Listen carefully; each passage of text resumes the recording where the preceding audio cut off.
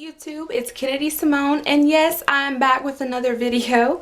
But before we get into this video, do not forget to go ahead and smash that like button. Comment something nice, what you're doing today, what you've been doing during quarantine. I don't know, just something. Comment something. Do not forget to subscribe and join the family, because I'm telling you, like I tell you all the time, you want to be a part of this lit family over here, because we are always having fun and having some cool videos and times over here. So you also want to hit the bell so you can be notified when I upload new content, and so you can be the first one to watch it. But without further ado, we're going to get into the video. So as you guys can tell by the title, today's video is going to be about a makeup look and a makeup tutorial that I'm going to show you guys, and I'm super excited. It's about this look that I have on my face right now. So if you want to know how I achieved this look, then you want to keep watching this video. So this beauty right here was my inspiration for this look. This is the Warrior palette by Juvia'sPlace.